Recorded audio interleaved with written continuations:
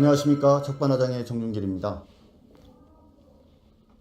한미 정상회담을 앞두고 여러가지 악재가 쏟아지고 있습니다. 기존의 사드 배치 문제뿐만 아니라 윈비어의 사망 문제, 그리고 오늘 중앙일보에 보도된 북한 핵무기 사실상 개발 완성 문제, 이런 것들이 나옵니다. 그런데 문재인 대통령께서는 CBS와의 인터뷰에서 트럼프 대통령과 똑같은 생각을 가지고 있다라고 하면서 대북 정책과 관련된 본인의 입장을 밝혔습니다.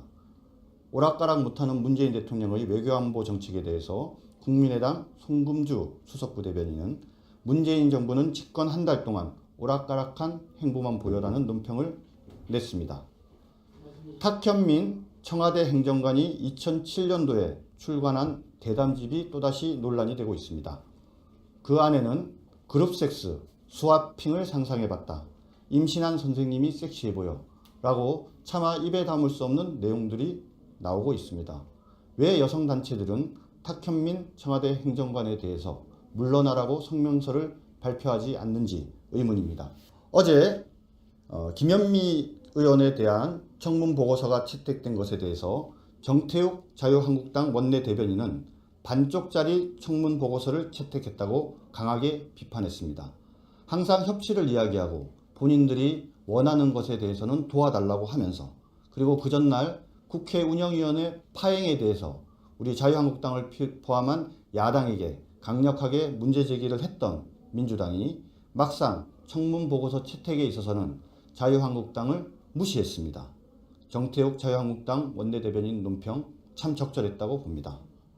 정태욱 원내대변인은 김상조 공정거래위원장을 칭찬하는 논평을 내기도 했습니다. 치킨 프랜차이즈 업체 조사로 치킨 가격 인상을 막은 것은 참으로 잘했다라고 논평을 냈습니다. 잘한 것은 잘했다고 논평을 낼 수 있는 자유한국당, 멋지지 않습니까? 오늘 적반하장 본격적으로 시작해 보도록 하겠습니다.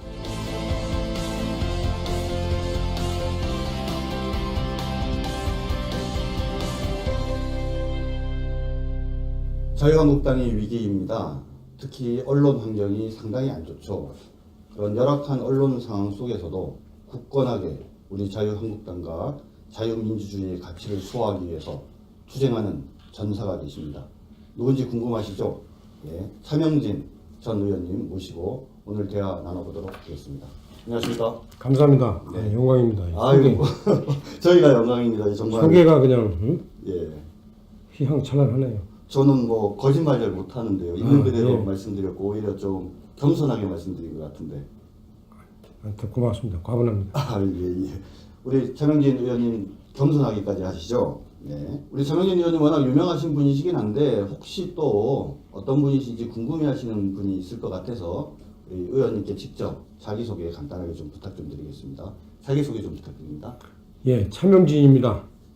1959년생이고 17대, 18대 국회의원을 했습니다.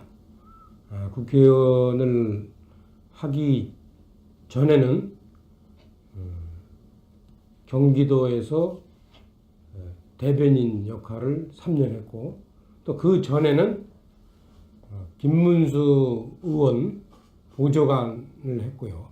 또 그 전에는 우리 386 세대가 흔히 겪은 상당히 과격한 사회주의 민주운동 지향의 운동권을 오래 했습니다. 네. 아, 운동권이셨어요? 네. 네. 그리고 지금은 이제 2번 떨어진 낙방 거사로 상당히 이 동네에서는 개만도 못한 그런 취급을 받으면서 현재 5년째 근근히 하루하루를 유지하며 살고 있습니다. 우리 의원님 본인을 지금 낙방거사라고 표현하셨고, 네. X만도 못한 표현을 쓰셨는데 그 제 얘기이기도 한 것 같습니다. 그렇죠. 네. 네, 아마 우리 정준길 대변인도 한번 제 지금 그 마지막 멘트에 대해서 단순히 웃음 섞인 조크가 아니라 참 피맺힌 정말 항변, 울분 이런 식으로 받아들였을 거예요. 예, 그렇죠? 지금 제가 힘들죠? 웃고 있지만은 지금 마음속에서는 울고 있습니다. 남 얘기가 아닙니다. 그런데요, 우리 정준길 대변인은 아마 제가 이런 얘기하면 좀 야속하겠지만 사실은 저는 국회의원 2번 하고 떨어졌기 때문에 사실은 이제 이 빌딩에서 치면은 2층에서 떨어져 봤어요. 저는 그래도 뭐 낙방거사는 맞는데 X까지는 생각을 안 해본 것 같습니다. 그래서 되게 보면 국회의원 하다가 떨어진 사람들 보면 예. 잘 못 보도 돼요. 네. 아마 저도 다른 직업을 할 수 있었으면 하지 않았을까 그런 생각도 해봐요. 네. 의원 시절에 예. 그 누구보다도 정교조와의 싸움에 앞장서셨지 않습니까? 뭐 꼭 전교조하고 뿐만 아니라 일정하게 의원하면서 야당 내지 좌파들과의 그 논쟁 내지는 쟁투에서 항상 제가 앞장서 왔죠. 네. 특히 뭐 정교조와의 싸움에 아마 앞장서신 특별한 이유가 있으십니까? 전교조하고는 특별하게 제가 앞장섰다기보다는 이 당시에 앞장선 사람이 조전혁 전 의원이죠. 아, 조전혁 예. 의원이요. 예. 그 사람이 이제 전교조 조합원 명단을 공개를 했죠. 네. 이분이 전교조 조합원 명단을 공개는 아마 본인의 어떤 어떤 사명감 이런 것도 있고 그 공개해서 한번 언론에 좀 떠보고 싶었던 생각도 있었던 것 같아요. 네. 근데 이제 그때의 같은 당 소속의 초재선 의원들이 저거는 용감한 행동이다. 네. 부모들이 자기 자신의 자식이 누가 가르치는지를 알아야 되지 않느냐. 네. 이런 생각을 하고 있을 거다. 이런 뜻의 동감을 해가지고 우리도 그러면은 조전혁 의원이 혼자 외롭게 싸우는 그것을 좌시하지 말고 묵과하지 말고 우리도 그러면 그 리스트를 공개하자. 네. 해서 8명인가 9명인가가 같이 공개를 했어요. 네. 저는 사실 그 당시에 네. 좀 머뭇거렸어요. 예. 머뭇거렸는데 머뭇거린 이유는 주변에서 야 이 전교조 명단 공개하면 이게 법적으로 문제가 될 수 있다. 우리 네네. 정준길 대변인도 이제 변호사이지만 주로 법 아는 분들이 그런 얘기를 하더라고요. 네. 그런데 이제 다른 쪽에서는 뭔 소리냐? 여럿이 하면은 아마 법적으로 제소하기도 힘들 거다. 네. 네. 이런 얘기를 하더라고요. 네. 그 사이에서 고민하던 중에 당시에 이 정태근 의원이 네. 일주일 있다가 저희 방에 찾아와서 형 왜 공개 안 했냐? 빨리 공개하자. 다 우리 좀 속어로 다그리 붙으면 된다. 네. 그러더라고요. 그래서 저도 어떨결에 공개하게 됐습니다. 그러셨습니까? 제가 왜 이 얘기를 지금 하냐면 네. 그 당시에 전교조 명단 공개를 앞장서서 주장하던 사람들이 지금 보니까 또 입장이 바뀌었는지 네. 다들 저기 뭐 나가든지 뭐 그랬더라고요 또. 네. 네. 그래서 참 사람이 입장이라는 게 저렇게 쉽게 바뀌는구나. 네. 그래서 제가 그 정태근 의원 만나면 지금도 그래요. 그때 당신이 나보고 전교조 명단 공개하자고 했고 당신은 왜 딴 데 갔냐. 네. 그러면 상당히 기분 나빠하고 그렇게 하더라고요. 예. 아무튼 조전혁 의원께서 앞장서서 정교조와의 싸움을 했고 정교조 명단 공개와 관계돼서 다른 분들과 함께 이제 공개하는데 앞장서셨는데 그걸로 인해서 또 상당히 어려움을 당하셨다고 하던데요. 그게 참 이것도 사연인데 그 전교조의 중요한 간부가 제가 그 대학 때부터 운동권이었다고 했지 않습니까? 네. 운동권일 때 제가 일종의 사상 학습을 시킨 친구들이 네. 중요한 간부이더라고요. 네. 그리고 전교조의 소송을 대리하는 사람이 네. 저하고도 잘 아는 친구들이라고요. 예. 김선수 변호사 등. 네. 그래서 제가 전화를 했죠. 네. 여보시오, 내가 지금 집이라고 딱 한 채밖에 없고 돈도 가진 거 없는데 나 솔직히 내가 보수 정당에 있었지만 난 나름대로 깨끗이 한다고 돈 모아둔 것도 없는데 이거 소송 걸리면 나 집도 날라가 생기겠다. 좀 봐줘라. 네. 네. 그랬는데 그 변호사들은 자기들은 권한이 없다. 네. 전교조에 가서 물어봐라 그러더라고요. 전교조에는 그 중요한 간부인 후배들한테 야 나 좀 봐줘라 그랬더니 네. 그 친구들이 형은 그런 줄 모르고 하셨습니까 그러더라고요. 그래서 내가 그 이후로는 동창회도 안 나가요. 네. 하여튼 그 친구들의 그 아주 당차고 집요한 그 노력에 의해서 결국에는 소송에서 져가지고 네. 1억 2천을 물게 됐죠. 1억 2천만 원이나요? 네. 예. 제가 집이 있습니까? 돈이 있습니까? 그래서 저희 처가 그 집을 참 헐값에 네. 갑자기 팔아가지고 네. 그거를 변제를 해주고 나머지를 전세 살고 있어요. 예. 저런. 그런데 우리 지금 자유한국당 그때는 새누리당 한나라당이죠. 네네. 참 의리가 없어요. 예. 그 개인의 이익을 위해서 싸우신 것도 아닌데 네. 이런 일이 좀 벌어지면 당 차원에서 제대로 좀 도움을 좀 주거나 모금이라도 해서 도와줘야 될 거 아니에요?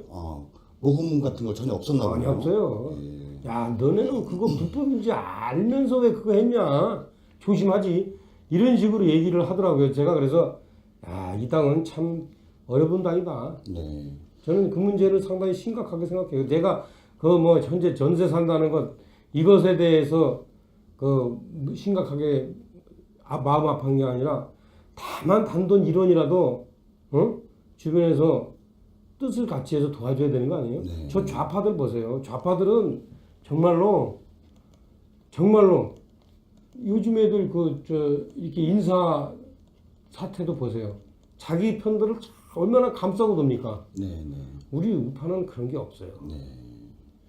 지금 사실 말씀하신 우리 의원님과의 관계 문제뿐만 아니라 과거에도 이런 당과 관계에서 나름대로 헌신하고 노력하시다가 법적인 문제가 생기거나 그러면 다 나 몰라라 하고 당사자이니까 본인이 해결하라 이런 방식으로 사실은 우리는 이게 참 저는 제가 솔직히 얘기하면 사회활동의 절반을 좌파 운동권에 있다가 또 나머지 절반을 이 우파에 와보면 우파는 그 지향하는 바가 역사적으로 전체 사회적으로 옳고 현실이고 하기 때문에 있지만 그 내부 조직에 예컨대 동지애라든가 이런 거는 이 우파는 좌파에 비할 데가 못 돼요. 뭔 사건만 나면 자기부터 살려고 그러고 무슨 먹을거리 있으면 자기부터 먹으려고 그러고 저는 이 문제를 우리가 해소하지 않는 한 상당히 앞으로도 전망이 어둡다 봐요.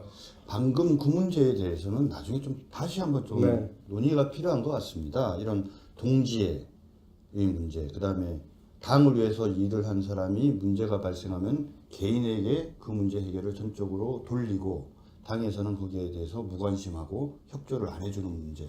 그러니까 이 문제를 어떻게 극복해야 되는가라는 문제는 아주 중요한 문제인 것 같고요. 좀 본론으로 들어가서 질문을 드리면 지금 보수우파 위기라는 거 모든 사람들이 다 잘 알고 있는데 그 원인에 대해서 또는 어떻게 해결해야 되는지에 대해서 최근에 SNS에 글을 올리셨다 그러더라고요. 5가지를 말씀하셨다고 하는데 어떤 것이 5가지인지 한번 말씀해 주시기 바랍니다. 일단 말씀이죠. 저는 보수 우파는 죽지 않는다. 많은 사람들이 위기라 그러는데 다시 살아난다. 그것은 망고불변의 법칙이다. 왜? 보수 우파가 지향하는 자유민주주의 시장경제라는 것은 오랜 역사를 거쳐서 그것이 인간의 본성에 가장 맞는 사회제도라는 것이 그건 입증이 됐어요. 그 개개인에게 여러 가지 혜택과 불이익과가 어떤 편차가 있게 와 닿겠지만 전체 사회 시스템으로서는 자유민주주의 시장경제만큼 우월한 시스템이 없단 말이에요. 따라서 이제 지금 문재인 정부가 일정하게 그 대외정책이나 경제정책에서 좌파적인 그런 요소들을 도입하려고 하고 있지만 저는 반드시 실패할 수밖에 없고 이런 우리가 그동안 추구해 왔던 보수 우파적인 사회 시스템이 복원할 수밖에 없다. 단 문제는 뭐냐?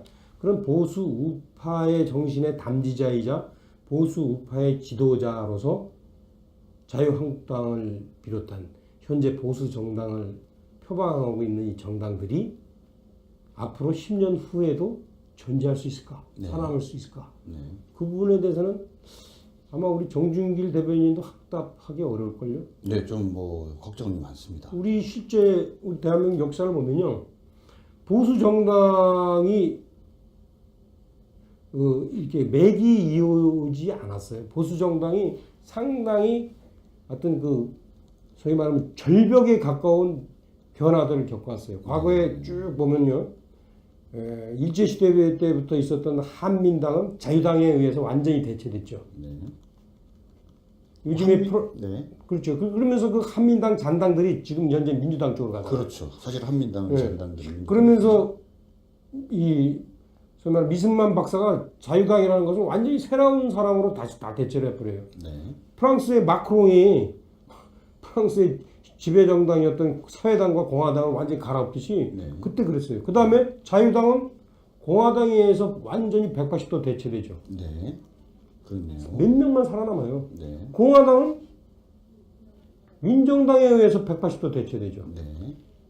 민정당은 민자당이 완전히 주역을 바꾸죠. 그렇죠. 3당 합당으로 또 김영삼 그렇죠. 민주화 세력이 들어와서 맞으니까요. 그런데 그 이후부터 이 민자당의 뿌리가 지금 우리 현재까지 이어지고 있는 거예요. 자그마치 한 세대를 넘어서 네.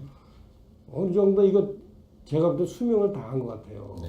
그래서 웬만큼 자기 혁신하지 않는 한 과연 그 민자당에서 내려온 자유한국당까지의 뿌리, 그동안 이름 조금 바꾸고 얼굴 조금 바꿨던 이 뿌리가 과연 다음 10년 후에 뽑히지 않을 수 있을까? 네. 저는 거기에 대해서 회의가 들고 네. 그 점에 대해서 현재 자유한국당에 그야말로 뭐 차 뛰고 포 뛰고 다 그야말로 이제 마지막으로 마지노선에 이렇게 또아리를 트고 있는 분들에게 저는 강력한 경고장을 날리고 싶어요. 당신들 그러면은 이제는 당신들까지도 날아간다. 네. 지금 이제 5가지 얘기 전에 앞에 좀 되게 중요한 말씀들을 해주셔서 그거 정리하고 5가지 얘기를 한번 해보도록 하겠습니다. 지금 말씀의 취지는 오히려 보수 정당은 맥을 이어왔기보다는 끊임없이 절벽 수준의 새로운 정당으로 혁신해왔고 변화해왔다. 그랬는데 그것이 민자당이 만들어진 3당 합당이 만들어진 이후에 거의 한 30년 가까운 시간 동안 결국 변화가 없이 그 수명을 다해가고 있다. 결국은 자유당도 그렇고 공화당도 그렇고 민정당도 그렇고 민자당도 그렇고 계승되어져 온 정당이 아니라 그렇죠. 근본적인 사회의 큰 변화 속에서 새로운 정당, 새로운 인물들로 구성된 그런 당들이 만들어 온 것이 우리 어떤 보수 정당의 역사인데 역사예요. 지금 현재 이 30년이 되면서 결국 수명을 다해가고 있기 때문에 자기 혁신이 필요하다. 우리 차명진 의원님에 대해서 제가 아까 우리 누구보다도 자유민주주의와 우리 당을 위해서 정말 불굴의 토지로 싸우는 전사라고 말씀하셨는데 벌써 말씀하시는 내공의 깊이가 다르지 않습니까? 5가지 얘기를 지금 민주적 가치를 수용해야 된다. 보수는 하나로 단합해야 된다. 그다음 보수는 품격을 가져야 된다. 생활 보수가 되어야 한다. 그리고 그다음 자기를 희생할 줄 알아야 된다. 이렇게 5가지 말씀하셨어요. 한번 하나하나씩 좀 풀어보도록 하겠습니다. 첫 번째, 민주적 가치를 수용해야 된다. 이것은 무슨 말씀이십니까? 지금 말씀드린 것들은 제가 뭐 책에서 공부한 게 아니라 제가 우리 자유한국당에 입당한 지 23년이에요. 23년 동안 그야말로 저는 좌파 운동권에 있다가 보수 정당에 오면서 참 많은 주변에 변절했다 소리 듣고 주변 관계 더 단절하고 그러면서 제가 살아온 지나간 시기 돈 버는 게 제 목적이 아니었으니까 제 명예를 지키는 것이 제 목적이었으니까 그 명예를 지키기 위해서 이 땅이 잘 돼야 된다 이런 생각에서 저는 진짜 제 한 몸 던져서 초계와 같이 당을 위해서 정말 못할 짓도 다 하고 못할 짓이라는 것은 누구 남을 돈을 뜯은거나 누구를 때린 게 아니라 어려운 정말 제가 고난의 행군을 하신 거죠. 제 명예 이런 걸 다 희생해가면서 진짜 헌신한 나름대로 현재 시점에서 국회의원 2번 떨어지고 아무것도 안 남은 시점에서 내가 이 당에 정말 더 있어야 되나 말아야 되느냐. 나를 그런 절체절명의 고민을 하는 시점에서 제 나름대로 5가지 당이 이렇게 변해야 된다라는 것을 얘기했는데 그 첫 번째 민주적 가치를 수용해야 된다. 이게 뭐냐면 우리 당이 있잖아요. 민주적 가치라는 게 이게 진보적인 것이고 보수적인 것이 아니다라는 생각을 좀 많이 해요. 그렇습니까? 네, 그래가지고 우리는 어떻게 보면은 어떤 지도자를 스스로 세워서 숭배하는 네. 그런 이렇게 당의 전통이 좀 있어요. 네네. 당 내에서 어떤 치열한 토론과 치열한 경쟁을 통해서 어떤 지도자를 세우는 게 아니라 어디 하늘에서 뚝 떨어진 지도자를 만들어서 그 지도자를 마치 신격화하는 그런 경향들이 있어요. 우리 당원 전부들이 그 만화 영화 미믹이라는 만화 영화 있잖아요. 그 조그만 그 동그랗고 노란 그 생멸체들이 돌아다니면서 자기들의 그 소위 말하는 신봉자들을 찾는다고요. 네. 그 아무것도 아닌 신봉자를 찾아요. 그것처럼 우리 자유한국당은 그 스스로가 어떤 그 비민주적 전통을 생활하고 있어요. 뭐 제가 그 대상이 누구였는지는 말 안 해도 되겠죠. 예. 네. 말씀하셔도 괜찮습니다. 네, 저는 그렇게 생각해요. 그 가깝게는 박근혜 전 대통령. 네. 주로 이제 대통령이죠. 그다음에 이제 뭐 이명박 전 대통령은 사실은 대통령을 하면서 본인이 그런 정치를 오래 안 했기 때문에 스스로 권위를 세우는데 익숙치 않아가지고 사실 그 우리 보수 진영 내에서도 이렇게 특별하게 오히려 그 뭐 수강받고 그렇지는 않았어요. 그러니까 오히려 그분이 임기 말에 편하게 임기를 마치잖아요. 그거 참 아이러니한 거예요. 그 전에도 그렇고 이회창 총재도 있잖아요. 제가 가까이서 만나보면 그분도 나랑 뭐 별로 차이 없는 사람인데 그냥 뭐 전반적으로 이렇게 그분을 이렇게 2번씩이나 대통령 후보로 내세웠던 전직 장관 출신 뭐 3선 이상 국회의원들이 마치 이회창 총재를 무슨 뭐 신처럼 받들더라고. 그래서 야, 참 그러나 저는 그렇게 하면 안 된다. 자, 이제는 우리도 민주적 리더십을 세우도록 해야 된다. 저는 그렇게 생각하고 최근에 당대표 선출과 관련해서 우리가 어쩔 수 없이 어떤 분들을 선택해야 되겠지만 그러한 우리가 선택하는 분을 마치 좀 우리가 제가 볼 때는 과도하게 좀 이렇게 숭앙하는 그런 분위기가 있어서는 안 되겠다. 저는 이렇게 특히 당대표를 누구를 뽑아달라고 저한테 얘기하는 사람들 얘기 들어보면 이분들 이상하다. 그런 생각이 들어요. 그래서 뭐 좀 잘못된 건 지적도 하고 그렇죠? 그다음에 이렇게 그분보다 내가 난 거 있으면 그분에 대해서 이런 것도 또 얘기도 해주고 이래야 되는데 좀 뭐 그분한테서 뭔가 계시가 떨어지지 않을까 다 이렇게 위만 쳐다보는 그런 분위기가 있는데 우리는 이렇게 하면 있죠. 이게 어떤 문제가 생기냐면 나중에 그런 지도자들이 뭐 당에서는 버틸 수 있어. 그러나 전국 국민을 상대로 할 때는 안 되는 거예요. 소통도 하고 배려도 하고 이런 지도자가 만들어져야 되는 거 아니에요, 우리가?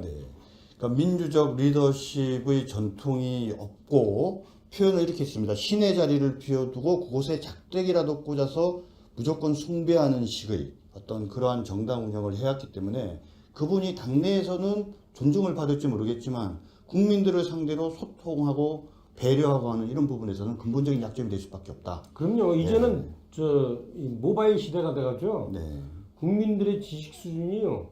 소위 말하면 엘리트라는 사람들하고 뭐 차이 안 나요. 그렇죠. 두 번째, 보수는 하나로 단합해야 한다. 이 말씀하셨습니다. 지금 이제 우리 보수가 갈라져 있어요. 뭐 제가 볼 때는 이제 우리 자유한국당이 적통이지만 우리 자유한국당에서 떨어져 나간 바른정당 그리고 뭐 지금 이제 선거 때 투표를 유효한 의미를 얻지 못했지만 새누리당 그죠? 당기고 그리고 국민의당을 사실은 있잖아요. 지지하는 다수가 사실은 보수적인 분들이에요. 그렇죠. 국민의당 지도부가 지금 저게 헷갈려서 그렇지.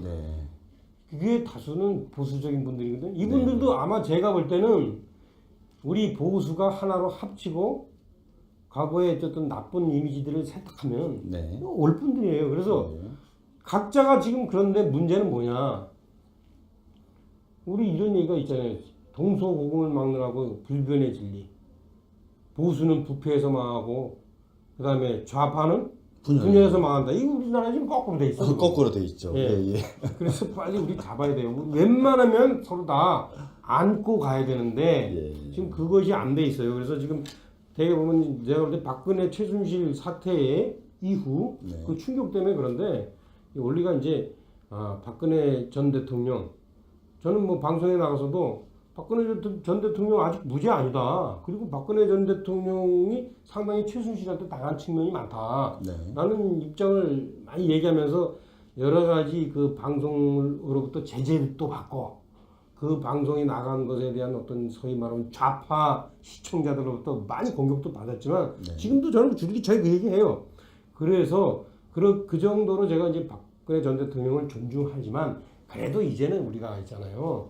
그런 부분은 이제 이미 과거로 하고 얼른 털 건 털어가지고 사실 박근혜 전 대통령에 대한 문제 때문에 그 이 바른정당하고 자유한국당하고 갈라진 거 아니에요? 그렇죠. 그것도 이제 지금 아까 얘기했듯이 이제 지났으니까 이제 털고 또 합치고 네. 그다음에 이제 새누리당은 이제 뭐 해체됐지만 그 새누리당을 지지한 분들 그 탄기국의 그 자발성은 상당히 놀라워요. 맞습니다. 네. 저도 이번에 대통령 선거 때 보니까 와, 그 탄기국에서 훈련된 분들이 그냥 자기 돈으로 빨간 잠바 사 입고 자기 돈으로 밥 사 먹고 하면서 저보다 더 열심히 선거운동을 하더라고. 네. 그래서 우리 솔직히 그 보수 정당이 이 상당히 동원 정당 비슷해가지고 네. 그런 자발성이 떨어지거든요. 네. 근데 그분들의 자발성을 저는 우리가 수용해야 된다 이런 생각을 해서 이 합치자 뭐가 문제냐? 누가 그렇게 특별히 잘났고 누가 특별히 정말 죽을 죄를 졌냐? 저는 생각 안 해요. 네? 저 좌파들의 준동을 생각하면은 하루라도 빨리 합쳐야죠. 네. 그래서 합치자. 조건 없이 합치자. 네. 어디가 무슨 흡수고 무슨 기생이고 이런 말 하지 말자 이제. 네. 지금 좌파들이 제대로 국가를 운영하지 못하고 위기 상황에 빠뜨리는 것을 막기 위해서 하나로 단합해야 되는데 자유한국당의 적통성 그리고 바른정당의 개혁성 탄기국의 자발성 이 세 가지를 전부 다 하나로 뭉쳐서 제대로 된 우리 우파 보수 정당을 만들어내야 된다. 정말 참 맞는 말씀 같습니다. 세 번째는 보수는 품격을 가져야 한다. 이 지적을 하셨어요. 한번 좀 설명 부탁드립니다. 이제 정치 지도자들이 국민으로부터 더 많이 안다. 이런 걸로서 존경받지 못해요. 일정하게 이제 뭐 어떤 여러 가지 격변적인 상황들 이런 상황에서 나름대로 지도자들이 평상심을 유지하고 또 평상심을 유지할 수 있는 것은 좀 미래를 쳐다볼 수 있기 때문에 과거에 대해서 숙고할 수 있기 때문에 평상심을 유지하는 거 아니에요? 네. 그런 어떤 그 리더십들이 좀 만들어져야 되는데 우리가 그동안 너무 어렵다 보니까 네. 우리가 이제 우리를 반대하거나 쫓아오지 않는 사람들한테 특히 젊은 사람들한테 네. 아주 좀 안 좋은 인상이 있어요. 그게 두 가지. 하나는 갑질, 갑질, 또 하나는 꼰대질. 꼰대질, 예. 그렇죠? 이런 거를 이제 하지 말자. 네네. 그렇죠? 그 갑질은 잘 아시죠? 네네. 네. 갑질은 사실 어떻게 보면은 그 위치상 당연한 걸 수도 있는데 그 위치는 역할 분담이라고 생각해야 돼 이제는. 네. 그래서 그 어떤 그 상대방이 나하고 어떤 다른 생각을 가질 때, 다른 행동을 할 때 그 연유가 어떤지 좀 조근조근 따져보고 내가 저 위치에 있었으면 어땠을까 이런 걸 따져보는 건데 우리 그 갑질의 대표 사례가 요즘에 얼마예요, 저? 그 공항에서 나온 로드 패스. 네. 그거 있잖아요. 일반인들이 보면 눈 뒤집어져요. 네. 그건 몰라. 상호간에는 평소에 너무나 자연스러운 거였을지 모르지만 지금 그러면 안 돼요. 얼마 전에 저기 뭐 텔레비전에서 골프하는 거 보니까 그 전인지라는 친구가 자기 캐디한테 퍼터를 두 손으로 주더라고. 아, 예. 그런 식의 있잖아요. 우리가 존중하는 자세. 이런 게 필요하거든요. 네. 그러니까 그 다음에 꼰대질은 잘 아시죠? 네. 사실 여기 이제 자유한국당에 있는 분들, 자유한국당을 지지하는 분들, 이런 분들이 되게 어려운 시기를 거쳐왔단 말이에요. 이제 70년대까지, 80년대까지. 그렇죠? 그때 내가 이렇게 살았는데, 야, 우리 때는, 야, 이 사람아, 귤을 안 먹고 집안에 하도 오래돼가지고 나중에 그게 썩은 문들이 줘서 못 먹었다. 너네는 요즘 귤 버리지. 뭐 이런 거라든가. 야, 우리는 화장실 갈 때 신문지 가지고 화장실 했어. 이들이 요즘 비대하지.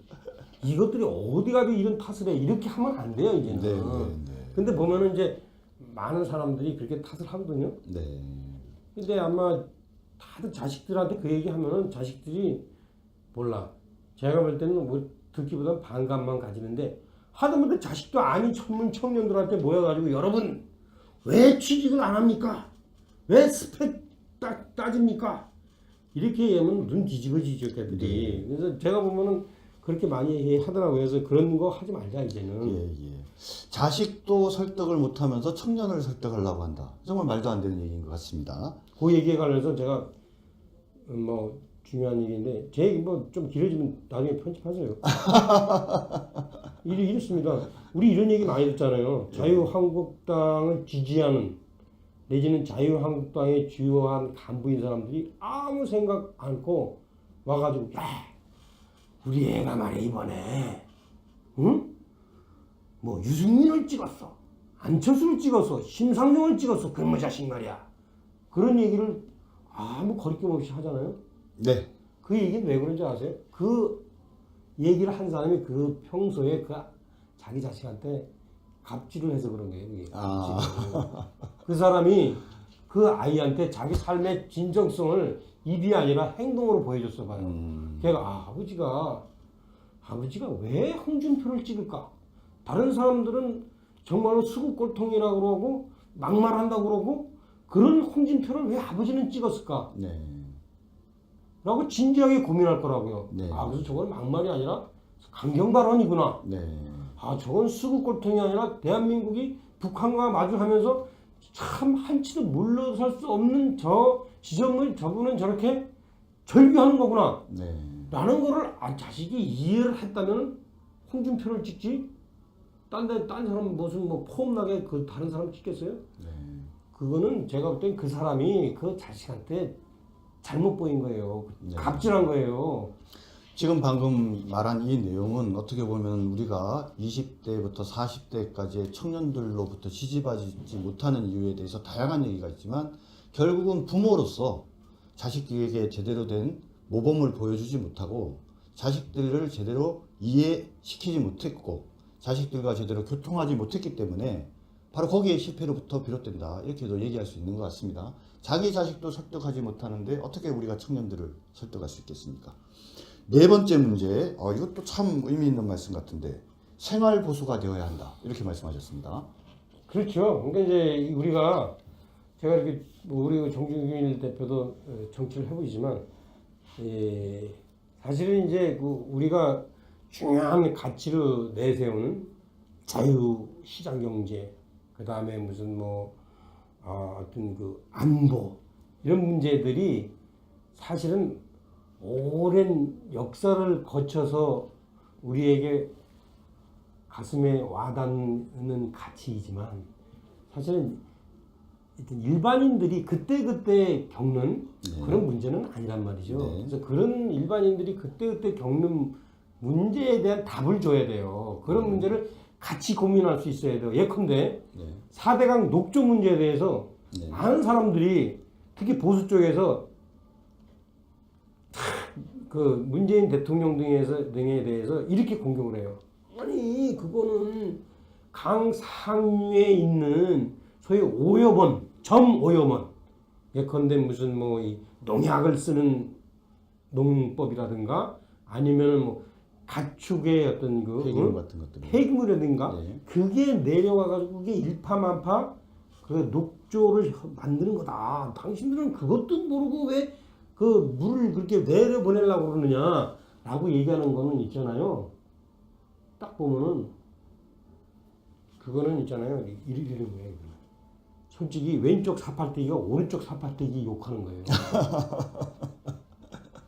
하잖아요. 왼쪽 사팔뜨기가 오른쪽 사팔뜨기를 욕하는 것이다. 그럼요. 예, 예. 그거는 우리도 독주 문제에 대한 해답을 내놓을 그런 책무가 있는 거예요. 네, 네. 그럼 예컨대 정말 그게 다 해답이라고 본다면 이번에 추경할 때 그러면 야 추경 중 일부를 그러면 4대강 중에 무슨 뭐 금강이면 금강, 영산강 상류에 그 전 오염원을 그러면 제거하는 환경 정화 시설을 설치하는데 돈을 쓰자. 예, 예. 라든가 그렇게 맞제안을 해야지. 네, 네, 네. 그런 대답은 안 하고 제가 그 뭐야 저 왼쪽 사팔뜨기네 그러면 국민들이 볼 때 모르겠어요. 이 지는 오른쪽 사팔뜨기면서 그렇게 한단 말이에요. 그러니까 네, 네. 저에게 모든 문제 다 그래. 청년 실업의 문제도 문재인 대통령이 그야말로 국민의 세금으로 네. 국민의 세금으로 일자리를 만들어? 그러면 국민 세금 다 가는 거지. 그거는 또 내년에 세금을 내야 되고 그리고 그것은 예컨대 따라서 일반인이 그 세금 낸 돈으로 만들 수 있는 일자리를 구축하는 거고 네. 그러니까 너 잘못하는 거야. 이렇게 얘기하는 것도 그것도 분명히 맞는 얘기지만 당장 애들 그 직장이 없었는데 어떡하란 말이에요. 네. 라는 데에 대한 답은 없는 거예요. 그렇네요. 지금 말씀 들어보면 결국은 우리가 생활 보수가 되고 국민들이 가지는 관심 사항에 대해서 제대로 자기 역할을 하려 그러면 잘못을 지적하는 것만으로 그쳐서는 안 되고 대안을 제시하고 구체적인 실천 방안까지 내야 된다. 너무 당연한 말씀인데 왜 이리 가슴이 뭉클한지 모르겠어요. 우리는 지금 그러지 못하고 있어요. 우리 여당이었잖아요. 얼마 전까지. 그러게요. 한 사람도 현지 의원이라는 사람도 내 가만히 보면 아까 얘기했듯이 그 어디 무슨 신 하나 모셔가지고 쫓아다니는 얘기만 하지 이런 부분에 대한 자기 고민의 얘기를 하질 않아요. 대답을. 맞으면 그런 것들을 다 마찬가지야. 북핵 문제, 알겠습니다. 뭐 다른 얘기들은 좀 많으니까 여기서 그렇고 다섯 번째 마지막 얘기 좀 해보시죠. 자기를 희생할 줄 알아야 된다. 그리고 이 자기를 희생할 줄 알아야 되는 것이 앞에서 말한 네 가지보다 더 중요하다. 이렇게 강조를 앞에서 하셨습니다. 말한 네 가지는 솔직히 제가 보면은 현재 문재인 정부가 지지율이 떨어지면 떨어질수록 네. 소위 말하면 우리 정치가 상당히 좀 안 좋은 건데 손님 실수로 네. 내가 지지율이 올라서 득표율이 높아지고 당선되는 경우들이 사실 많아요. 네. 사실 문재인 정부도 사실은 박근혜 정부의 골이 깊었으니까 네. 저게 탄생한 거거든요. 네.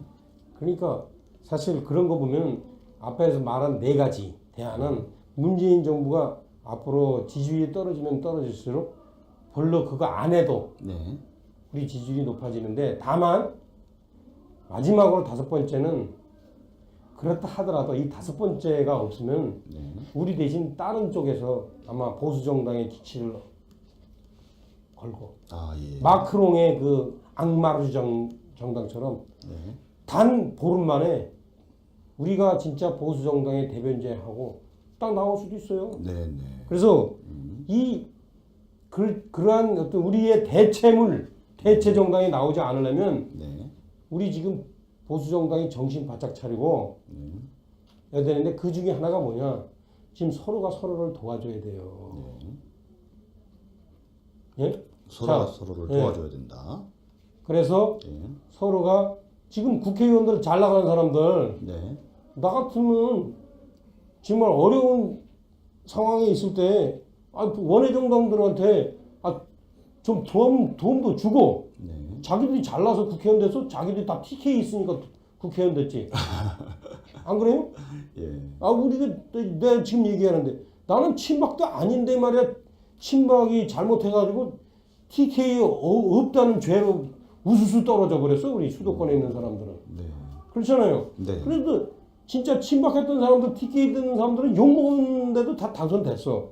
그 사람들은 따라서 지금 적폐 대상이 개혁 대상이 개혁 주장하는 그런 코미디 하지 말고 솔직히 지금 자기들 있잖아요. 세비 받는 거 일정 부분 좀 떼어서 네. 원외 지구당 위원장도 좀 도와 좀 주세요. 네. 응? 그렇게 하고 내가 가만히 보면은 당에서 무슨 일 있으면 전부 다 외부 인사 무슨 뭐 교수 붙인 사람들 다 붙여서 다 그 사람들 회의비 다 주대? 네. 그런 거 하지 말고 이 원외위원장들 훌륭했으니까 원외위원장 뽑은 거 아니에요. 네, 네. 이런 사람들 뽑아다가 저기 뭐야 그거 시키든가. 좀 문제가 심각하지 않아요 이거? 네. 지금 말씀을 들어보면 결국은 문재인 정부가 나중에 지지율이 떨어져서 그거로 인한 반사 이익을 받을 수도 있지만 다섯 번째 요소인 자기를 희생할 줄 아는 그런 모습을 국민들에게 보여주지 못하면 대체 정당이 나와서 우리 자유한국당을 잡아먹을 수도 있다. 그렇기 때문에 그런 문재인 정부의 실체, 실수만 바라보고 있어서는 안 되는 것이고 자기 희생의 어떤 노력들, 그런 실천들 이런 걸 정말 보여줘야 된다. 그래서 제가 좀 마지막으로 그 문제와 관련해서 한마디 합시다. 예, 그러시죠. 말 터진 김에. 네네. 현재 박근혜 전 대통령을 저런 상태로 만드는데 주요 역할을 했던 3선 이상의 의원들은 빨리 빠지 지금 당장이라도 던지고 이제 그만하세요. 이제 그만해도 먹고 살 수 있잖아요. 꼭 삼선이라는 뭐 기준이 뭐 특별한 이유가 있으십니까? 왜냐면 이제 재선까지는 네. 그렇게 힘을 발휘 못하거든요. 네네. 그러니까 3선 이상은 상당 부분 힘을 발휘했어요. 그 사람들 나 최순실 존재 몰랐어요. 이렇게 얘기하면 안 돼요. 그 사람들은.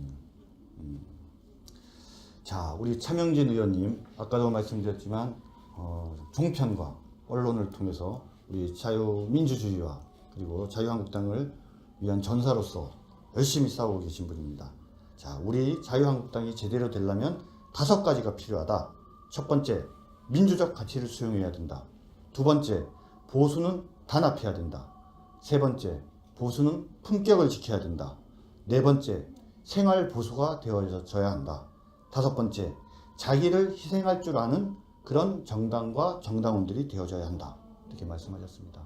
한 말씀 한 말씀이 구체적인 생활 속에서 정치활동을 하시는 가운데 당에 대한 깊은 애정이 있기 때문에 그렇기 때문에 깊이 고심하셨고 그 고심의 끝에서 나온 아주 적확한 지적이 아니라고 말씀드릴 수 없네요. 적확한 지적입니다. 자, 귀한 시간, 바쁜 시간 내셔서 좋은 말씀 해주셔서 정말 감사드리고요. 우리 차명진 의원님께서 말씀하신 이 5가지 원칙이 제대로 지켜지는, 그래서 미래에 우리 우파들에게 희망을 줄 수 있고 또다시 기회와 가능성을 부여할 만한 정당이라는 그런 느낌을 줄 수 있도록 근본적인 변화가 필요합니다. 오늘 귀한 시간 내셔서 좋은 얘기 해주셔서 너무 감사드립니다. 고맙습니다. 예, 감사합니다.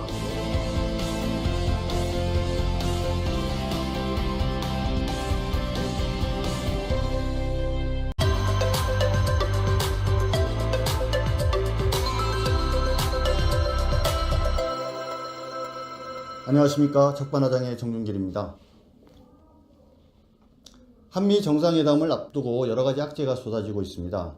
기존의 사드 배치 문제뿐만 아니라 윈비어의 사망 문제, 그리고 오늘 중앙일보에 보도된 북한 핵무기 사실상 개발 완성 문제, 이런 것들이 나옵니다. 그런데 문재인 대통령께서는 CBS와의 인터뷰에서 트럼프 대통령과 똑같은 생각을 가지고 있다라고 하면서 대북 정책과 관련된 본인의 입장을 밝혔습니다. 오락가락 못하는 문재인 대통령의 외교안보 정책에 대해서 국민의당 송금주 수석부 대변인은 문재인 정부는 집권 한 달 동안 오락가락한 행보만 보여라는 논평을 냈습니다. 탁현민 청와대 행정관이 2007년도에 출간한 대담집이 또다시 논란이 되고 있습니다. 그 안에는 그룹섹스, 스와핑을 상상해봤다. 임신한 선생님이 섹시해 보여. 라고 차마 입에 담을 수 없는 내용들이 나오고 있습니다. 왜 여성단체들은 탁현민 청와대 행정관에 대해서 물러나라고 성명서를 발표하지 않는지 의문입니다. 어제 김현미 의원에 대한 청문 보고서가 채택된 것에 대해서 정태욱 자유한국당 원내대변인은 반쪽짜리 청문 보고서를 채택했다고 강하게 비판했습니다. 항상 협치를 이야기하고 본인들이 원하는 것에 대해서는 도와달라고 하면서, 그리고 그 전날 국회 운영위원회 파행에 대해서 우리 자유한국당을 포함한 야당에게 강력하게 문제 제기를 했던 민주당이 막상 청문 보고서 채택에 있어서는 자유한국당을 무시했습니다. 정태욱 자유한국당 원내대변인 논평 참 적절했다고 봅니다. 정태욱 원내대변인은 김상조 공정거래위원장을 칭찬하는 논평을 내기도 했습니다. 치킨 프랜차이즈 업체 조사로 치킨 가격 인상을 막은 것은 참으로 잘했다라고 논평을 냈습니다. 잘한 것은 잘했다고 논평을 낼 수 있는 자유한국당 멋지지 않습니까? 오늘 적반하장 본격적으로 시작해 보도록 하겠습니다.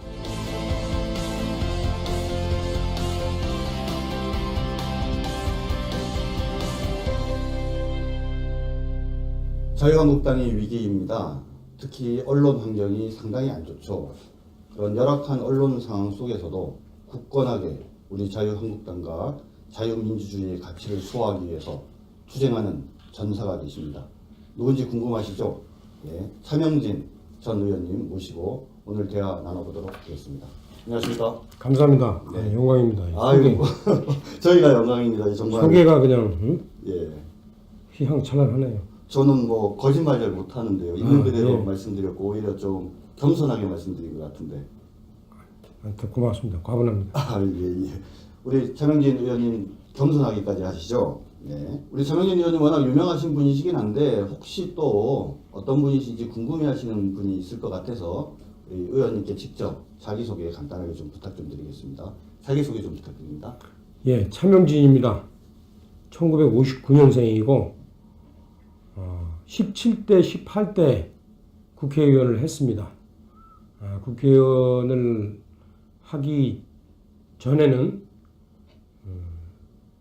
경기도에서 대변인 역할을 3년 했고 또 그 전에는 김문수 의원 보좌관을 했고요. 또 그 전에는 우리 386 세대가 흔히 겪은 상당히 과격한 사회주의 민주운동 지향의 운동권을 오래 했습니다. 네. 아, 운동권이셨어요? 네. 네.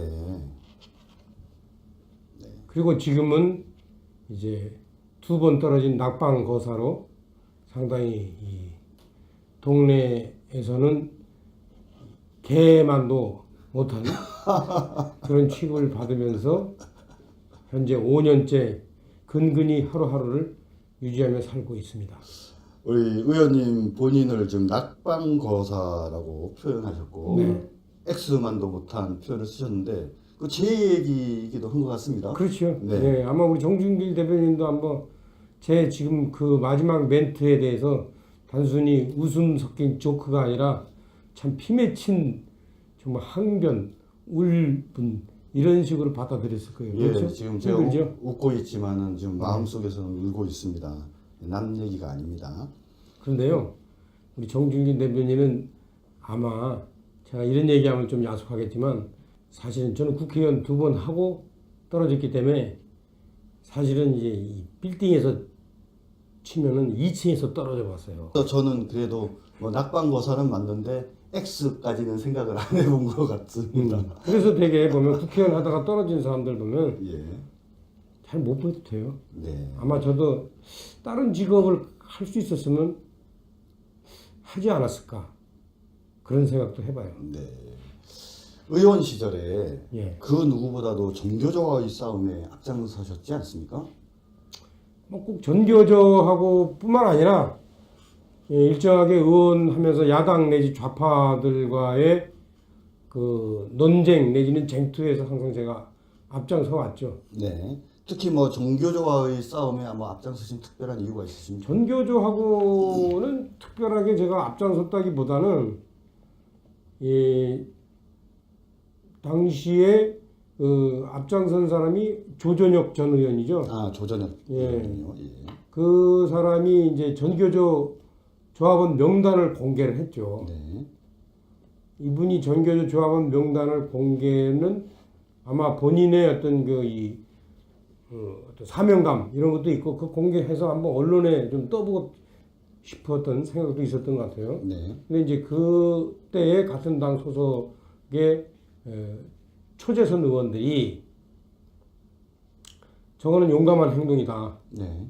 부모들이 자기 자신의 자식이 누가 가르치는지를 알아야 되지 않느냐. 네. 이런 생각을 하고 있을 거다. 이런 뜻에 동감을 해가지고 우리도 그러면은 조전혁 의원이 혼자 외롭게 싸우는 그것을 좌시하지 말고 묵과하지 말고 우리도 그러면 그 리스트를 공개하자. 네. 해서 8명인가 9명인가가 같이 공개를 했어요. 네. 저는 사실 그 당시에 네. 좀 머뭇거렸어요. 예. 머뭇거렸는데 머뭇거린 이유는 주변에서 이 종교적 명단 공개하면 이게 법적으로 문제가 될 수 있다. 우리 네네. 정준길 대변인도 이제 변호사이지만 주로 법 아는 분들이 그런 얘기를 하더라고요. 네. 그런데 이제 다른 쪽에서는 뭔 소리냐 그렇게 많이 하더라고요. 그래서 그런 거 하지 말자 이제는. 예, 예. 자식도 설득을 못하면서 청년을 설득하려고 한다. 정말 말도 안 되는 얘기인 것 같습니다. 그 얘기에 관해서 제가 뭐 중요한 얘기인데 제 얘기 뭐 좀 길어지면 나중에 편집하세요. 이렇습니다.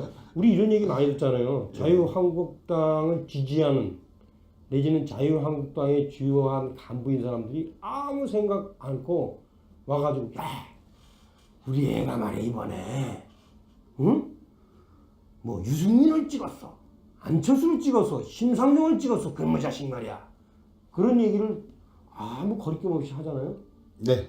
그 얘기는 왜 그런지 아세요? 그 얘기를 한 사람이 그 평소에 자기 자식한테 갑질을 해서 그런 거예요. 그게.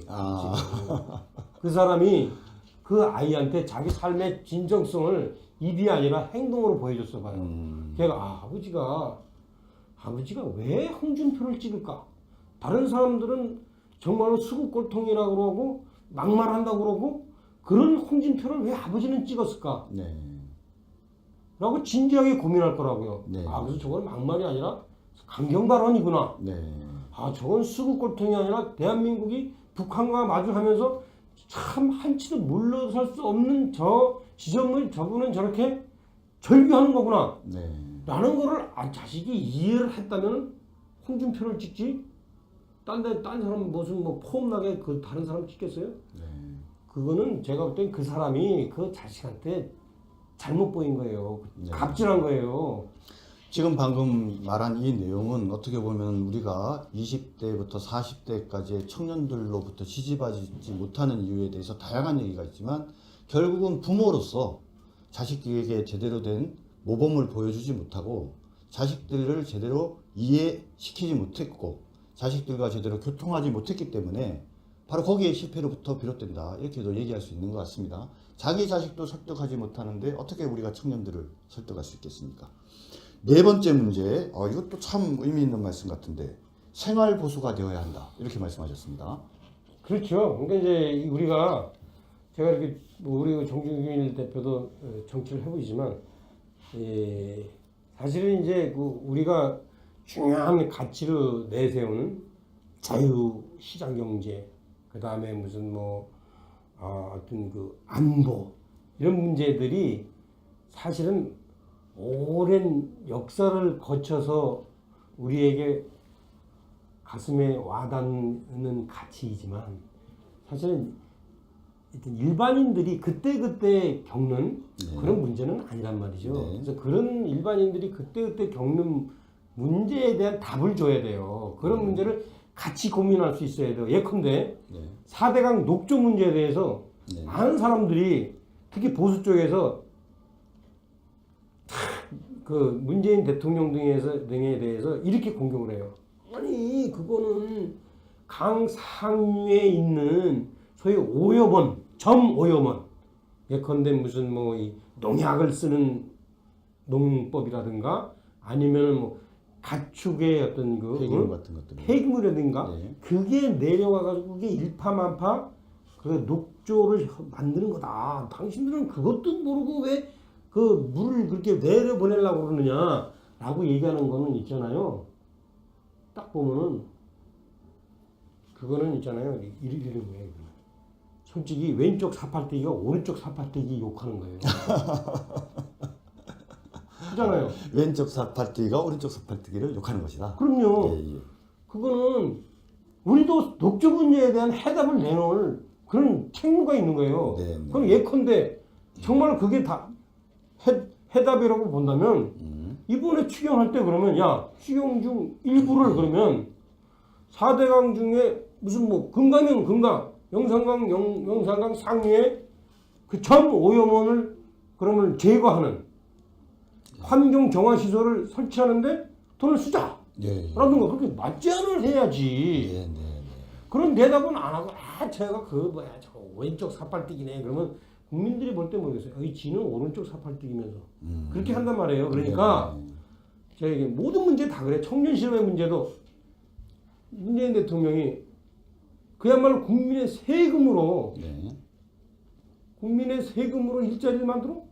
그러면은 국민 세금 다 가는 거지. 그거는 또 내년에 세금을 내야 되고 그리고 그것은 예컨대 따라서 일반인이 그 세금 낸 돈으로 만들 수 있는 일자리를 구축하는 거고 네. 그러니까 너 잘못하는 거야. 이렇게 얘기하는 것도 그것도 분명히 맞는 얘기지만 당장 애들 그 직장이 없었는데 어떡하란 말이에요. 네. 라는 데에 대한 답은 없는 거예요. 그렇네요. 지금 말씀 들어보면 결국은 우리가 생활 보수가 되고 국민들이 가지는 관심 사항에 대해서 제대로 자기 역할을 하려 그러면 잘못을 지적하는 것만으로 그쳐서는 안 되고 대안을 제시하고 구체적인 실천 방안까지 내야 된다. 너무 당연한 말씀인데 왜 이리 가슴이 뭉클한지 모르겠어요. 우리는 지금 그러지 못하고 있어요. 우리 여당이었잖아요. 얼마 전까지. 그러게요. 한 사람도 현지 의원이라는 사람도 내 가만히 보면 아까 얘기했듯이 그 어디 무슨 신 하나 모셔가지고 쫓아다니는 얘기만 하지 이런 부분에 대한 자기 고민의 얘기를 하질 않아요. 대답을. 맞으면 그런 것들을 다 마찬가지야. 북핵 문제, 알겠습니다. 뭐 다른 얘기들은 좀 많으니까 여기서 그렇고 다섯 번째 마지막 얘기 좀 해보시죠. 자기를 희생할 줄 알아야 된다. 그리고 이 자기를 희생할 줄 알아야 되는 것이 앞에서 말한 네 가지보다 더 중요하다. 이렇게 강조를 앞에서 하셨습니다. 말한 네 가지는 솔직히 제가 보면은 현재 문재인 정부가 지지율이 떨어지면 떨어질수록 네. 소위 말하면 우리 정치가 상당히 좀 안 좋은 건데 손님 실수로 네. 내가 지지율이 올라서 득표율이 높아지고 당선되는 경우들이 사실 많아요. 네. 사실 문재인 정부도 사실은 박근혜 정부의 골이 깊었으니까 네. 자기 저게 탄생한 거거든요. 네. 그러니까 사실 그런 거 보면 앞에서 말한 네 가지 대안은 문재인 정부가 앞으로 지지율이 떨어지면 떨어질수록 별로 그거 안 해도 네. 우리 지지율이 높아지는데 다만 마지막으로 다섯 번째는 그렇다 하더라도 이 다섯 번째가 없으면 네. 우리 대신 다른 쪽에서 아마 보수 정당의 기치를 걸고 아, 예. 마크롱의 그 앙마르 정당처럼 네. 단 보름 만에 우리가 진짜 보수 정당의 대변제하고 딱 나올 수도 있어요. 네, 네. 그래서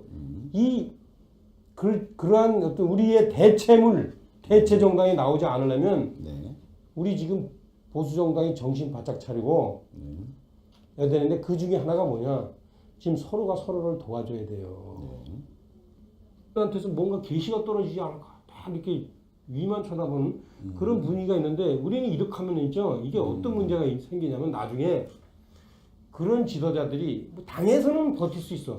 그러나 전국 국민을 상대로 할 때는 안 되는 거예요. 네. 소통도 하고 배려도 하고 이런 지도자가 만들어져야 되는 거 아니에요, 우리가? 네. 그러니까 민주적 리더십의 전통이 없고 표현을 이렇게 했습니다. 신의 자리를 비워두고 그곳에 작대기라도 꽂아서 무조건 숭배하는 식의 어떤 그러한 정당 운영을 해왔기 때문에 그분이 당내에서는 존중을 받을지 모르겠지만 국민들을 상대로 소통하고 배려하고 하는 이런 부분에서는 근본적인 약점이 될 수밖에 없다. 그럼요. 이제는 이 모바일 시대가 돼가지고 네. 국민들의 지식 수준이요. 소위 말하면 엘리트라는 사람들하고 뭐 차이 안 나요. 그렇죠. 두 번째, 보수는 하나로 단합해야 한다. 이 말씀하셨습니다. 지금 이제 우리 보수가 갈라져 있어요. 네. 뭐 제가 볼 때는 이제 우리 자유한국당이 적통이지만 우리 자유한국당에서 떨어져 나간 바른정당 그리고 뭐 지금 이제 선거 때 득표를 유효한 의미를 얻지 못했지만 새누리당 그죠? 네. 탕기고. 그리고 국민의당을 사실은 있잖아요. 네.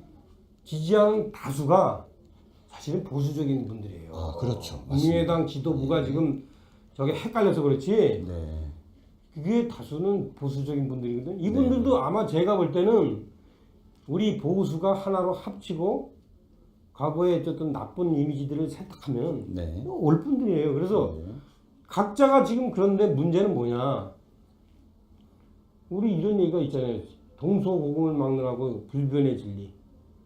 보수는 부패해서 망하고 그다음에 좌파는 분열해서 망한다. 이거 우리나라 지금 거꾸로 돼 있어. 거꾸로 돼 있죠. 예. 예, 예. 그래서 빨리 우리 잡아야 돼요. 웬만하면 서로 다 안고 가야 되는데 예. 지금 그것이 안 돼 있어요. 그래서 지금 되게 보면 제가 볼 때 박근혜 최순실 사태 이후 네. 그 충격 때문에 그런데 이 원리가 이제 박근혜 전 대통령 저는 뭐 방송에 나가서도 박근혜 전 대통령 아직 무죄 아니다. 그리고 박근혜 전 대통령이 상당히 최순실한테 당한 측면이 많다. 네. 라는 입장을 많이 얘기하면서 여러 가지 그 방송으로부터 제재도 받고 그 방송이 나간 것에 대한 어떤 소위 말하면 좌파 시청자들로부터 많이 공격도 받았지만 네. 지금도 저는 줄기차게 그 얘기해요. 그래서 그 정도로 제가 이제 박근혜 전 대통령을 존중하지만 그래도 이제는 우리가 있잖아요. 그런 부분은 이제 이미 과거로 하고 얼른 털 건 털어가지고 사실 박근혜 전 대통령에 대한 문제 때문에 그 이 바른정당하고 자유한국당하고 갈라진 거 아니에요? 그렇죠. 그것도 이제 지금 아까 얘기했듯이 이제 지났으니까 이제 털고도 합치고 네. 그다음에 이제 새누리당은 이제 뭐 해체됐지만 그 새누리당을 지지한 분들 그 탄기국의 그 자발성은 상당히 놀라워요. 맞습니다. 네. 저도 이번에 대통령 선거 때 보니까 와, 그 탄기국에서 훈련된 분들이 그냥 자기 돈으로 빨간 잠바 사 입고 자기 돈으로 밥 사 먹고 하면서 저보다 더 열심히 선거운동을 하더라고. 네. 그래서 우리 솔직히 그 보수 정당이 이 상당히 동원 정당 비슷해가지고 네. 그런 자발성이 떨어지거든요. 네. 근데 그분들의 자발성을 저는 우리가 수용해야 된다 이런 생각을 해서 이 합치자 뭐가 문제냐? 누가 그렇게 특별히 잘났고 누가 특별히 정말 죽을 죄냐? 저는 생각 안 해요. 네? 저 좌파들의 준동을 생각하면은 하루라도 빨리 합쳐야죠. 네. 그래서 합치자. 조건 없이 합치자. 네. 어디가 무슨 흡수고 무슨 기생이고 이런 말 하지 말자 이제. 네, 네. 지금 좌파들이 제대로 국가를 운영하지 못하고 위기 상황에 빠뜨리는 것을 막기 위해서 하나로 단합해야 되는데 자유한국당의 적통성 그리고 바른정당의 개혁성, 탄기국의 자발성 이 세 가지를 전부 다 하나로 뭉쳐서 제대로 된 우리 우파 보수 정당을 만들어내야 된다. 정말 참 맞는 말씀 같습니다. 세 번째는 보수는 품격을 가져야 한다. 이 지적을 하셨어요. 한번 좀 설명 부탁드립니다. 이제 정치 지도자들이 국민으로부터 더 많이 안다 이런 걸로서 존경받지 못해요. 일정하게 이제 뭐 어떤 여러 가지 격변적인 상황들 이런 상황에서 나름대로 지도자들이 평상심을 유지하고 또 평상심을 유지할 수 있는 것은 좀 미래를 쳐다볼 수 있기 때문에 과거에 대해서 숙고할 수 있기 때문에 평상심을 유지하는 거 아니에요? 네. 그런 어떤 그 리더십들이 좀 만들어져야 되는데 우리가 그동안 너무 어렵다 보니까 네. 우리가 이제 우리를 반대하거나 쫓아오지 않는 사람들한테 특히 젊은 사람들한테 네.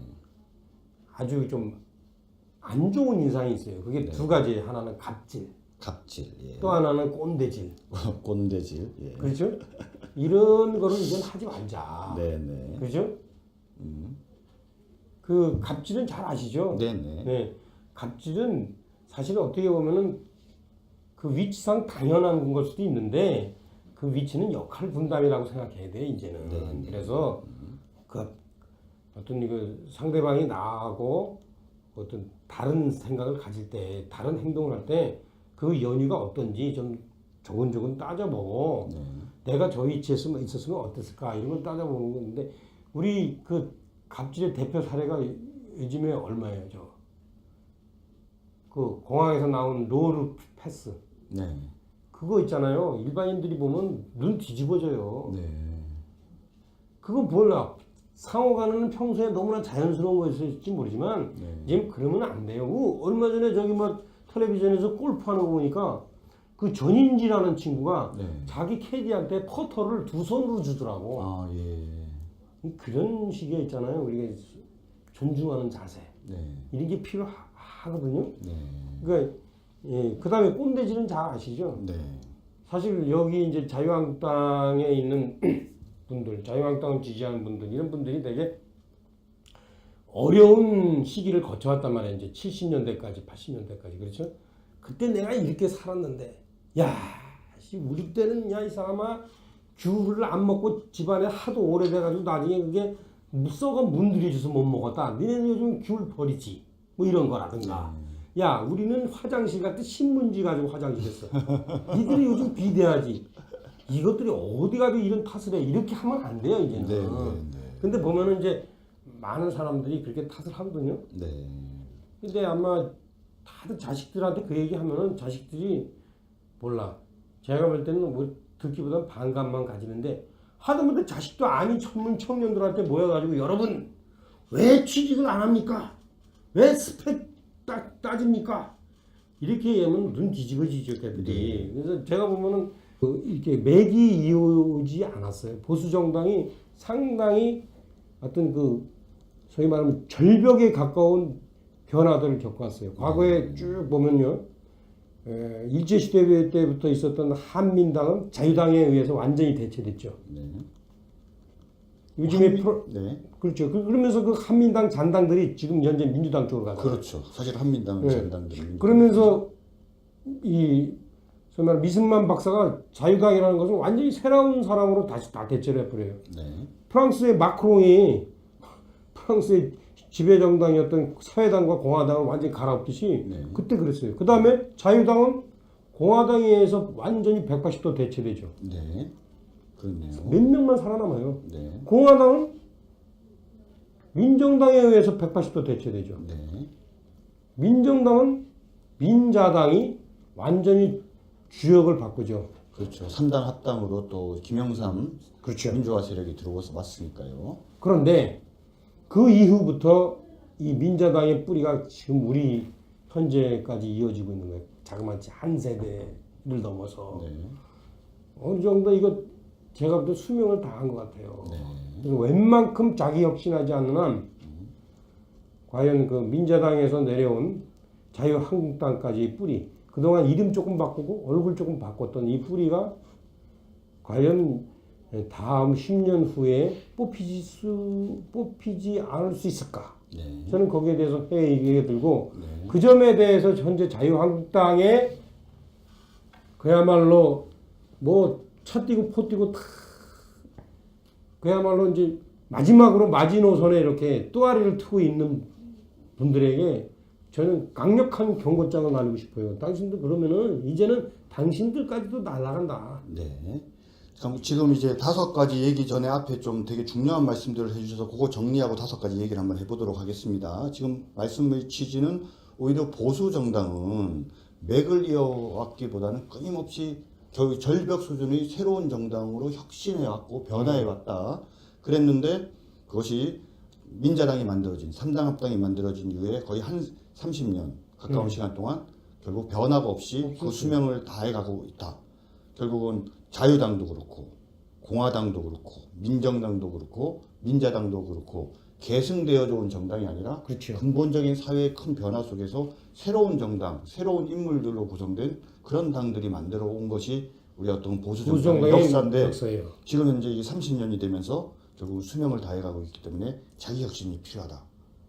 우리 차명진 의원님에 대해서 제가 아까 우리 누구보다도 자유민주주의와 우리 당을 위해서 정말 불굴의 토지로 싸우는 전사라고 말씀하셨는데 벌써 말씀하시는 내공의 깊이가 다르지 않습니까?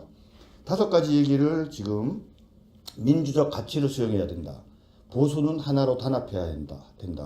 그다음 보수는 품격을 가져야 된다. 생활 보수가 되어야 한다. 그리고 그다음 자기를 희생할 줄 알아야 된다. 이렇게 5가지 말씀하셨어요.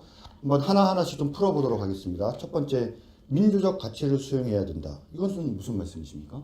지금 말씀드린 것들은 제가 뭐 책에서 공부한 게 아니라 제가 우리 자유한국당에 입당한 지 23년이에요. 23년 동안 그야말로 저는 좌파 운동권에 있다가 보수 정당에 오면서 참 많은 주변에 변절했다 소리 듣고 주변 관계 더 단절하고 그러면서 제가 살아온 지나간 시기 돈 버는 게 제 목적이 아니었으니까 제 명예를 지키는 것이 제 목적이었으니까 그 명예를 지키기 위해서 이 땅이 잘 돼야 된다 이런 생각에서 저는 진짜 제 한 몸 던져서 초계와 같이 당을 위해서 정말 못할 짓도 다 하고 못할 짓이랑 누구 남은 돈을 뜯은거나 누구를 때린 게 아니라 어려운 정말 제가 고난의 행군을 하신 거죠. 제 명예 이런 걸 다 희생해가면서 진짜 헌신한 나름대로 현재 시점에서 국회의원 2번 떨어지고 아무것도 안 남은 시점에서 내가 이 당에 정말 더 있어야 되나 말아야 되느냐 나를 그런 절체절명의 고민을 하는 시점에서 제 나름대로 5가지 당이 이렇게 변해야 된다라는 것을 얘기했는데 그 첫 번째 민주적 가치를 수용해야 된다. 이게 뭐냐면 우리 당이 있잖아요. 민주적 가치라는 게 이게 진보적인 것이고 보수적인 것이 아니다라는 생각을 좀 많이 해요. 그렇습니까? 네, 그래가지고 우리는 어떻게 보면은 어떤 지도자를 스스로 세워서 숭배하는 그런 이렇게 당의 전통이 좀 있어요. 당 내에서 어떤 치열한 토론과 치열한 경쟁을 통해서 어떤 지도자를 세우는 게 아니라 어디 하늘에서 뚝 떨어진 지도자를 만들어서 그 지도자를 마치 신격화하는 그런 경향들이 있어요. 우리 당원 전부들이 그 만화 영화 미믹이라는 만화 영화 있잖아요. 그 조그만 그 동그랗고 노란 그 생멸체들이 돌아다니면서 자기들의 그 소위 말하는 신봉자들을 찾는다고요. 그 아무것도 아닌 신봉자를 찾아요. 그것처럼 우리 자유한국당은 그 스스로가 어떤 그 비민주적 전통을 생활하고 있어요. 뭐 제가 그 대상이 누구였는지는 말 안 해도 되겠죠. 말씀하셔도 괜찮습니다. 네, 저는 그 생각해요. 가깝게는 박근혜 전 대통령. 주로 이제 대통령이죠. 그다음에 이제 뭐 이명박 전 대통령은 사실은 대통령을 하면서 본인이 그런 정치를 오래 안 했기 때문에 스스로 권위를 세우는데 익숙치 않아가지고 사실 우리 보수 진영 내에서도 이렇게 특별하게 오히려 숭앙받고 그렇지는 않았어요. 그러니까 오히려 그분이 임기 말에 편하게 임기를 마치잖아요. 그거 참 아이러니한 거예요. 그 전에도 그렇고 이회창 총재도 있잖아요. 제가 가까이서 만나보면 그분도 나랑 뭐 별로 차이 없는 사람인데 그냥 뭐 전반적으로 이렇게 그분을 이렇게 2번씩이나 대통령 후보로 내세웠던 전직 장관 출신 뭐 3선 이상 국회의원들이 마치 이회창 총재를 무슨 뭐 신처럼 받들더라고요. 그래서 야, 참 그러나 저는 그렇게 하면 안 된다. 자, 이제는 우리도 민주적 리더십을 세우도록 해야 된다. 저는 그렇게 생각하고 최근에 당대표 선출과 관련해서 우리가 어쩔 수 없이 어떤 분들을 선택해야 되겠지만 그러한 우리가 선택하는 분을 마치 좀 우리가 제가 볼 때는 과도하게 좀 이렇게 숭앙하는 그런 분위기가 있어서는 안 되겠다. 저는 이렇게 특히 당대표를 누구를 뽑아달라고 저한테 얘기하는 사람들 얘기 들어보면 이분들 이상하다. 그런 생각이 들어요. 그래서 뭐 좀 잘못된 건 지적도 하고 그렇죠? 그다음에 이렇게 그분보다 내가 난 거 있으면 그분에 대해서 이런 것도 또 얘기도 해주고 이래야 되는데 좀 뭐 그분아 여럿이 하면은 아마 법적으로 제소하기도 힘들 거다. 이런 얘기를 하더라고요. 그 사이에서 고민하던 중에 당시에 이 정태근 의원이 일주일 있다가 저희 방에 찾아와서 형 왜 공개 안 했냐 빨리 공개하자 다 우리 좀 속어로 다그리 붙으면 된다 그러더라고요. 그래서 저도 어떨결에 공개하게 됐습니다. 그러셨습니까? 제가 왜 이 얘기를 지금 하냐면 그 당시에 전교조 명단 공개를 앞장서서 주장하던 사람들이 지금 보니까 또 입장이 바뀌었는지 네. 다들 저기 뭐 나가든지 뭐 그랬더라고요 또. 네. 네. 그래서 참 사람의 입장이라는 게 저렇게 쉽게 바뀌는구나. 네. 그래서 제가 그 정태근 의원 만나면 지금도 그래요. 그때 당신이 나보고 전교조 명단 공개하자고 했고 당신은 왜 딴 데 갔냐. 네. 그러면 상당히 기분 나빠하고 그렇게 하더라고요. 예. 아무튼 조전혁 의원께서 앞장서서 정교조와의 싸움을 했고 정교조 명단 공개와 관계돼서 다른 분들과 함께 이제 공개하는데 앞장서셨는데 그걸로 인해서 또 상당히 어려움을 당하셨다고 하던데요. 그게 참 이것도 사연인데 그 전교조의 중요한 간부가 제가 그 대학 때부터 운동권이었다고 했지 않습니까? 네.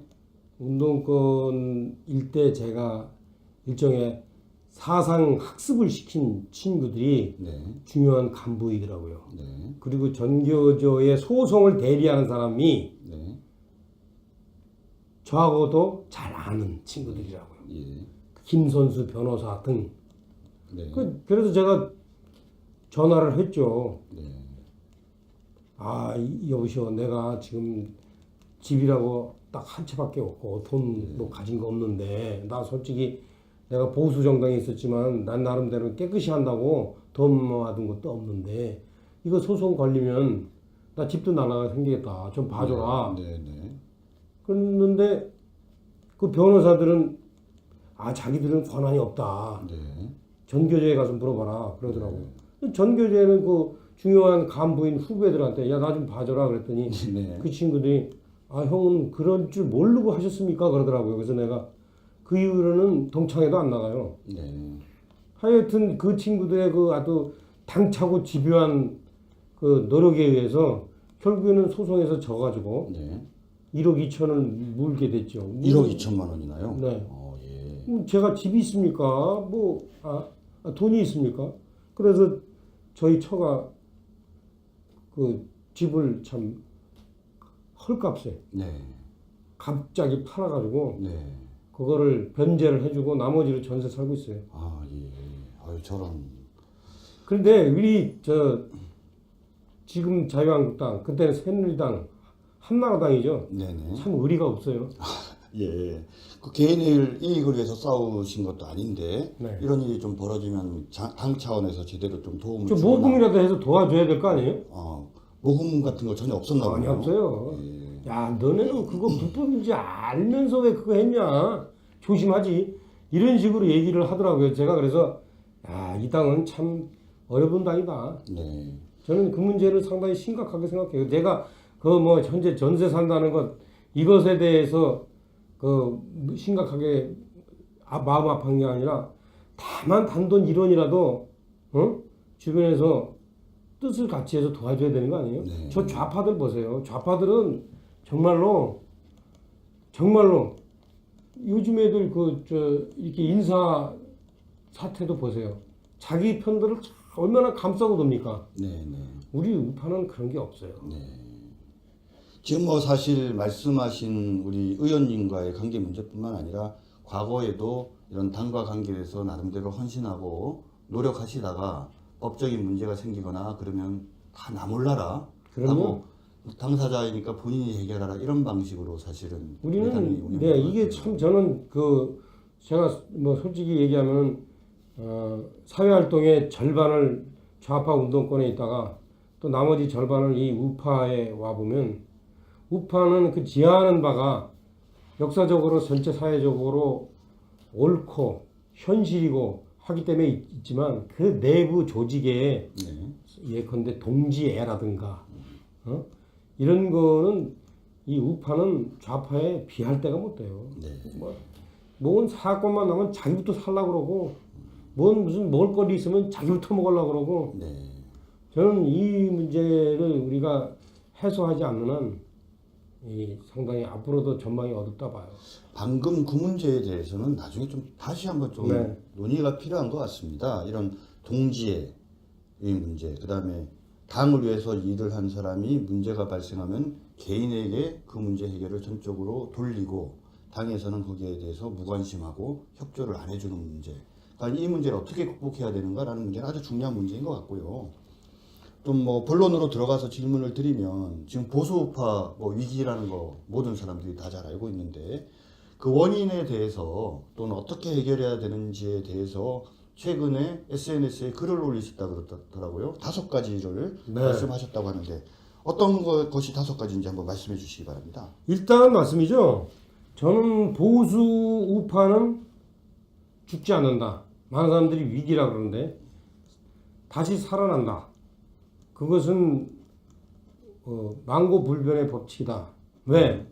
보수 우파가 지향하는 자유민주주의 시장 경제라는 것은 오랜 역사를 거쳐서 그것이 인간의 본성에 가장 맞는 네. 사회 제도라는 것이 그건 입증이 됐어요. 그 개개인에게 여러 가지 혜택과 불이익과가 어떤 편차가 있게 와 닿겠지만 네.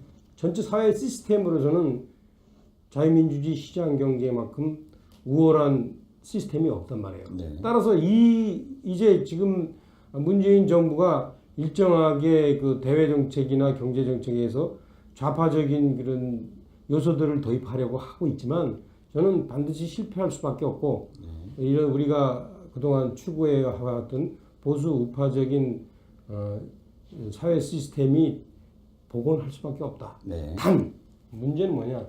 그런 보수 우파의 정신의 담지자이자 보수 우파의 지도자로서 자유한국당을 비롯한 현재 보수 정당을 표방하고 있는 이 정당들이 앞으로 10년 후에도 존재할 수 있을까? 네. 살아남을 수 있을까? 네.